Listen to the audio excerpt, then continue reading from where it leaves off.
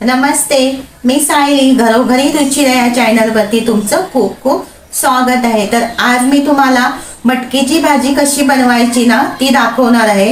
त्यासाठी मी इथे काही हे साहित्य घेतलंय ते तुम्हाला पहिल्यांदा दाखवते।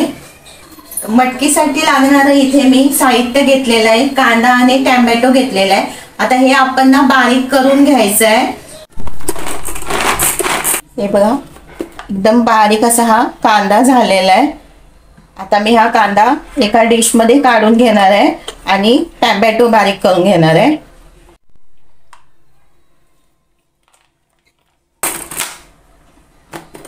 इथे आपला टोमॅटो पण बारीक झालेला आहे। मटकीची भाजी बनवण्यासाठी इथे मी हा बारीक चिरून कांदा घेतलाय। त्यानंतर इथे मी हा बारीक करून टोमॅटो घेतलाय। त्यानंतर इथे हे लसूणच्या पाकळ्या घेतल्यात आणि ही मोड आलेली मटकी आहे आणि एक त्याच्यामध्ये बटाटा घालणार आहे। बटाटा नाही घालायचा असेल, नाही घातला तरीही चालेल। भाजी बनवण्यासाठी आपण पहिल्यांदा इथे गॅस पेटून घ्यायचा आहे आणि त्याच्यावरती हे टोप ठेवायचा आहे।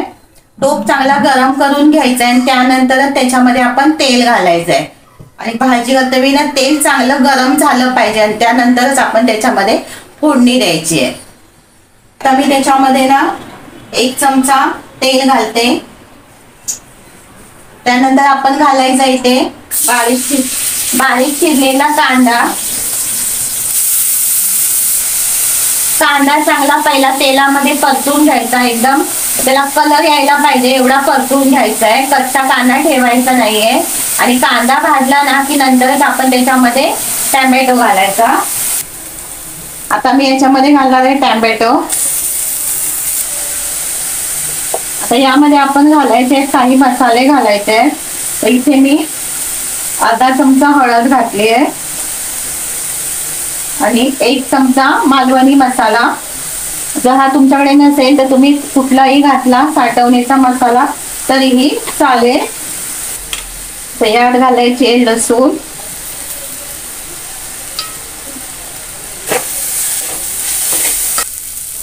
इथे कांदा टोमॅटो आपण चांगला परतून घेतलाय।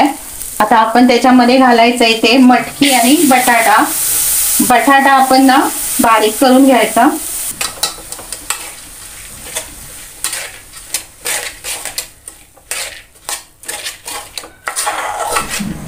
तर आता या भाजीवरती आपण ना असं झाकण मारून ठेवायचं आहे।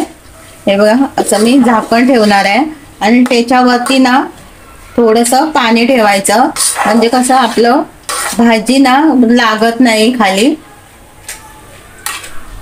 अधूनमधून ना ही भाजी आपण अशी हलवत राहायची झाकण बाजूला करून असं। आणि ह्याच्यावरचं हे पाणी ना असंच ठेवायचं आहे, नाहीतर भाजी आपली खाली लागेल, म्हणून आपण हे पाणी असंच ठेवायचं। 5 ते 10 मिनिटांमध्ये ही भाजी झटपट अशी शिजली जाते। तर इथे आपली ही भाजी तयार झाली आहे। आता वरून आपण थोडीशी कोथिंबीर घालायची। हे बघा, बटाटा पण चांगला शिजलाय, अजिबात मी पाणी वापरलेलं नाहीये। आता हे आपण ना कोथिंबीर अशी मिक्स करून घेऊया। रेसिपी आवडली असेल तर लाईक, शेअर आणि सबस्क्राईब करायला विसरू नका।